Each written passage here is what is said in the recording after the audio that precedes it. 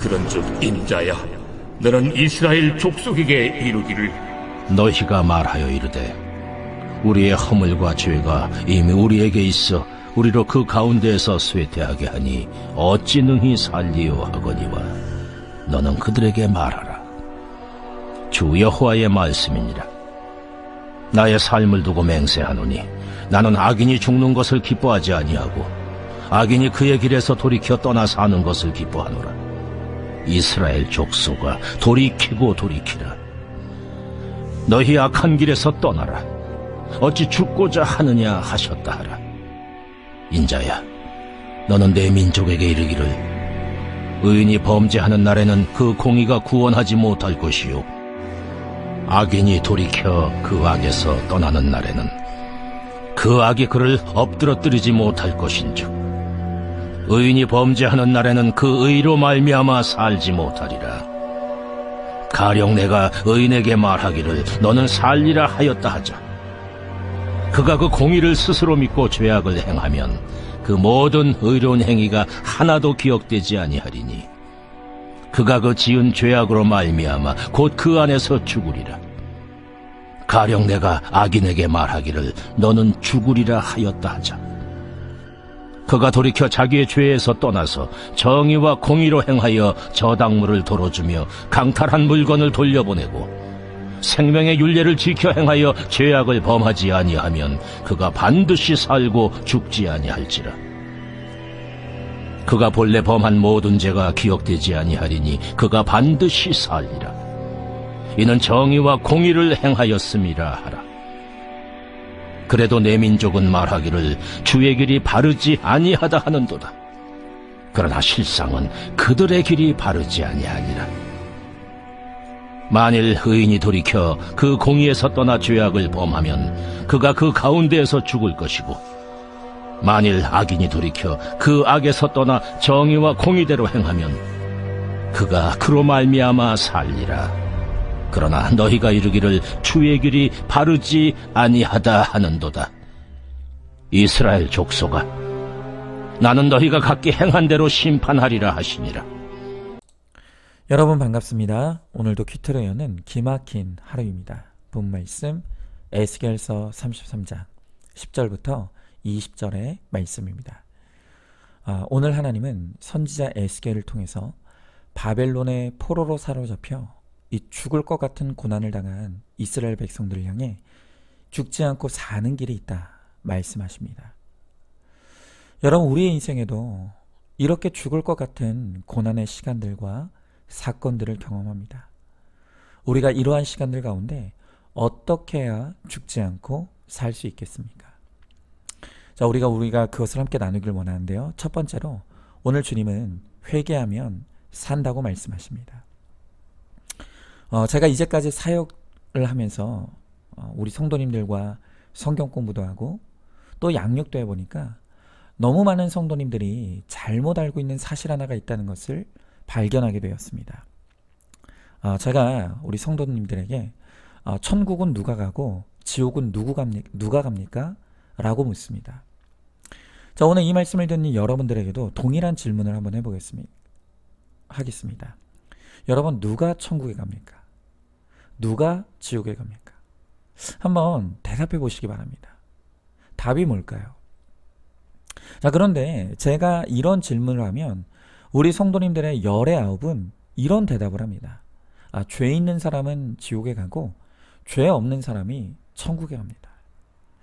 자, 여러분, 맞습니까? 틀립니까? 틀렸죠?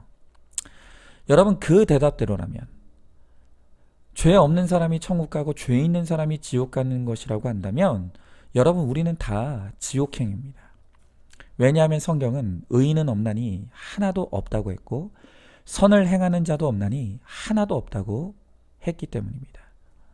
여러분, 우리가 분명히 알아야 합니다. 우리는 죄 지어서 지옥 가는 것도 아니고 반대로 죄가 없어서 천국 가는 것도 아닙니다. 천국과 지옥을 가르는 단 하나의 기준은 바로 회개입니다. 모든 사람은 다 죄인입니다. 그런데 죄인임에도 불구하고 죄를 인정하지 않고 회개하지 않기 때문에 지옥 가는 것이고 또 마찬가지로 죄인임에게도 천국에 갈 수 있는 것은 그가 자기가 죄인인 것을 인정하며 자기 죄를 회개했기 때문에 그가 천국 갈 수가 있는 것입니다. 여러분, 오늘 본문의 10절에 보니까 이스라엘 백성들이 우리의 허물과 죄가 이미 우리에게 있어 우리로 그 죄 가운데 쇠퇴하게 하니 능히 어찌 살리오 라고 합니다. 여러분, 드디어 그렇게 즐기던 이스라엘 백성들이 자신들의 허물과 죄를 깨닫기 시작하고 인정하기 시작했습니다. 여러분, 그러자 그 죄에 대한 고백을 들으신 하나님께서 그들에게 주시는 응답이 무엇입니까? 오늘 11절에 나는 악인이 죽는 것을 기뻐하지 아니하고 악인이 그의 길에서 돌이켜 떠나 사는 것을 기뻐하노라. 이스라엘 족속들아, 돌이키고 돌이키가 너희 악한 길에서 떠나라 라고 말씀하십니다. 여러분, 오늘 하나님은 악인이 죽는 것이 아니라 악인이 회개하여 구원받고 사는 것이 하나님의 뜻이라고 말씀하십니다.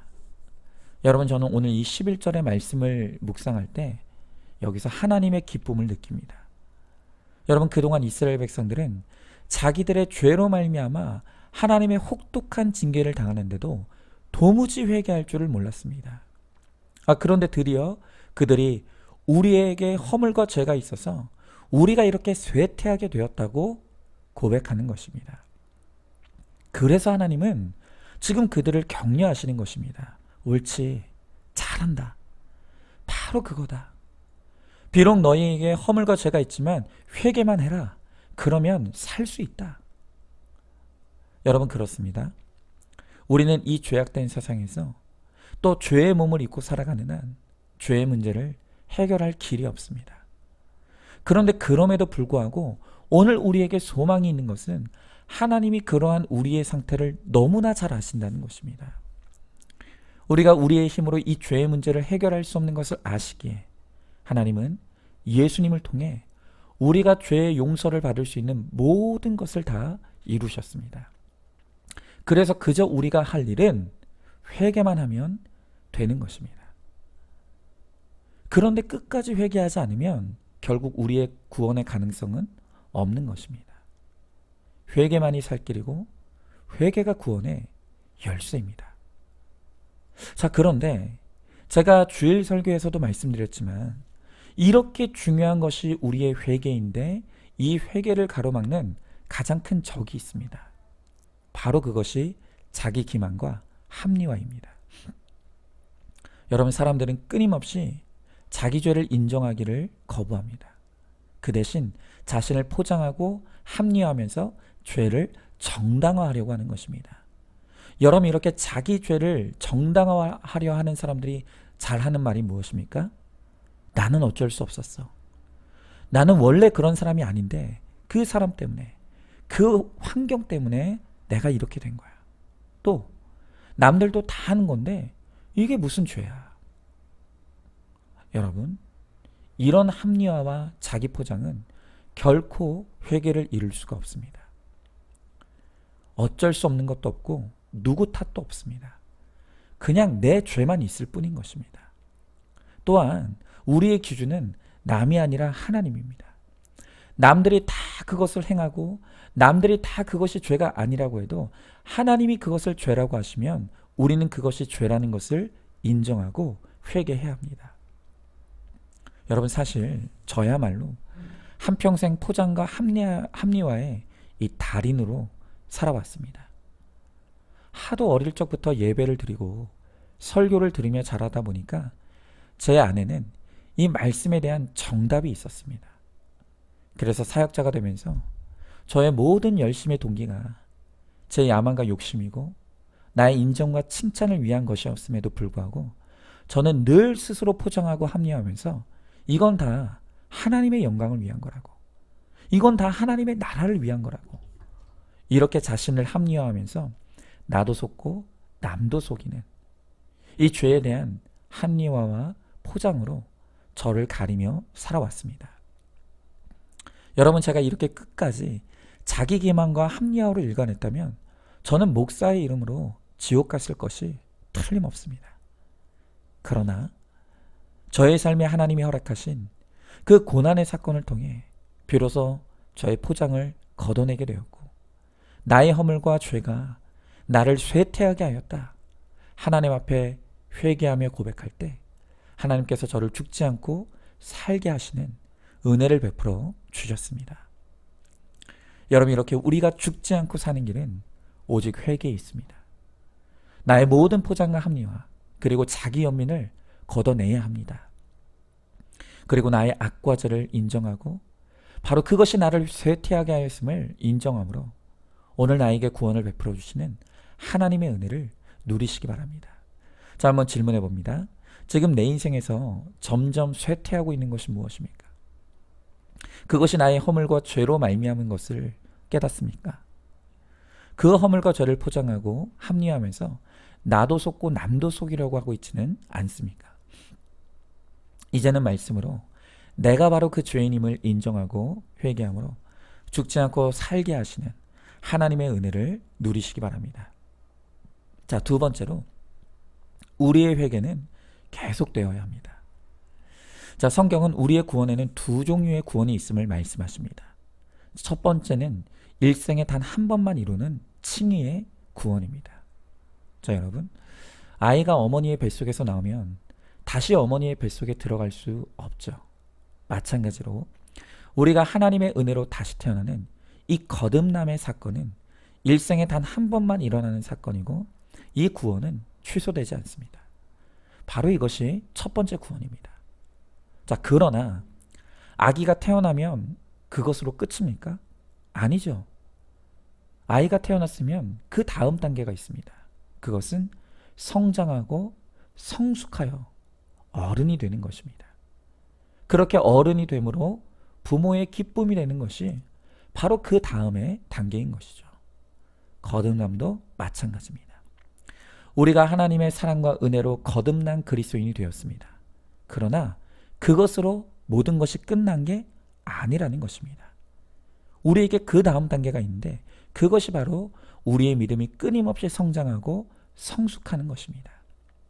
그래서 나의 성장을 통해 하나님 아버지를 기쁘시게 하고 하나님의 거룩한 뜻을 이루어가는 것, 바로 그것이 우리를 향한 하나님의 두 번째 구원, 바로 거룩인 것입니다.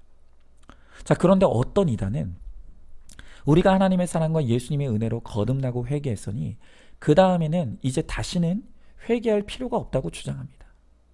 우리가 죄를 짓더라도 이제는 회개할 필요가 없다는 것입니다.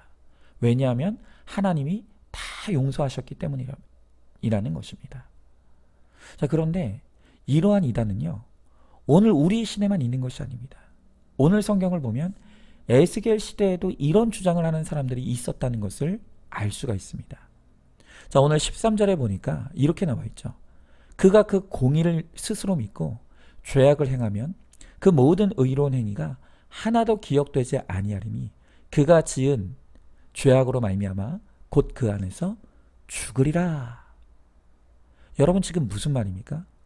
어떤 사람들은 내가 예수 믿고 구원받았으니 나는 죄 지어도 상관이 없다고 말한다는 것입니다. 은혜를 남용하고 오용해서 죄의 방종에 빠진 것입니다.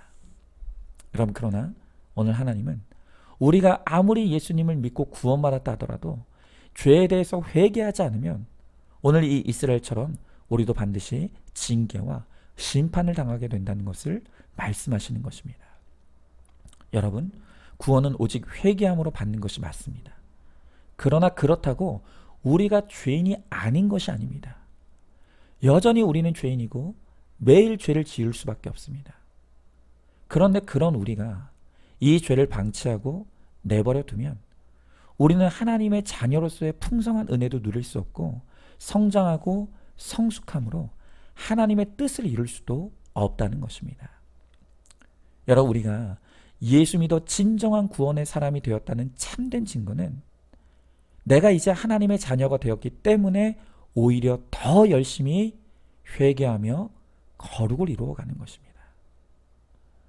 여러분, 이번 봄에 우리 교회가 교회 화단에 심겨져 있는 나무들에 대한 이 대대적인 벌초와 또 가지치기 작업을 했었습니다.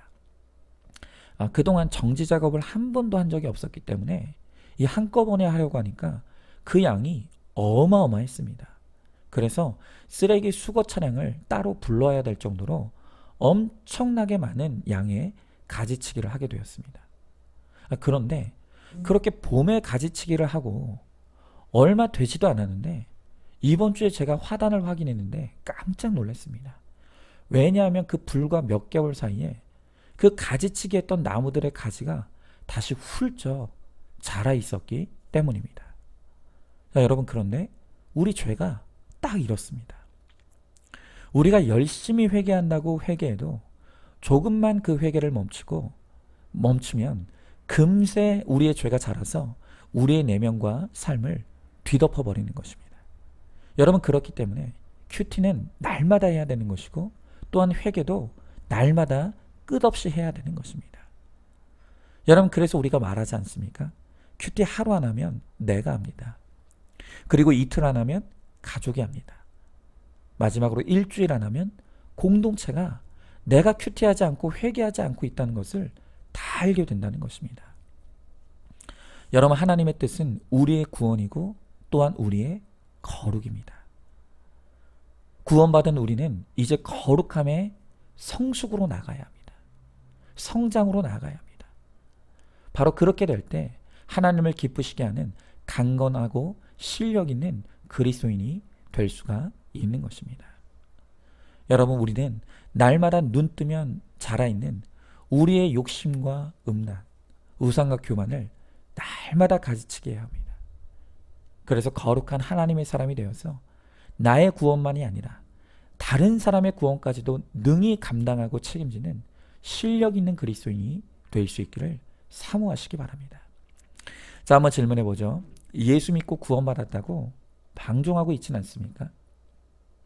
진정으로 구원받은 사람은 내가 하나님의 자녀이기 때문에 더욱 회개에 힘써야 된다는 것을 알고 있습니까? 내가 하루 큐티 안 하고 하루 회개하지 않으면 그만큼 내 안에 죄가 자라있다는 것을 깨닫기를 바랍니다. 날마다 큐티로 내 죄를 회개함으로 내 안에 죄를 가지치게 하여서 거룩과 성장을 이루어 가시기 바랍니다. 자, 마지막으로 회개의 꽃은 적용이어야 합니다. 자, 오늘 하나님은 이렇게 자기 죄를 회개하고 날마다 회개하는 우리에게 이제는 삶의 구체적인 적용으로 나가야 한다고 말씀하십니다. 자, 오늘 16절의 말씀에 보니까 그가 본래 범한 모든 죄가 기억되지 아니하리니 그가 반드시 살리라. 이는 정의와 공의를 행하였음이라 라고 하십니다. 또 19절의 말씀에서도 만일 악인이 돌이켜 그 악에서 떠나 정의와 공의대로 행하면 그가 그로 말미암아 살리라 라고 말씀하십니다. 여러분, 진정한 회개는 입으로만 하는 것이 아니라 말씀에 대한 순종과 적용으로 나아가는 것, 이게 회개라는 것입니다. 아무리 우리가 입으로는 내 죄를 깨달았다, 회개했다, 떠든다 할지라도 내 인격과 삶, 그리고 우리의 관계 가운데 손과 발이 가는 구체적인 적용과 순종이 없다면 그것은 진정한 회개라고 말할 수가 없는 것이죠. 그렇기 때문에 큐티의 꽃도 적용이라고 말하는 것입니다.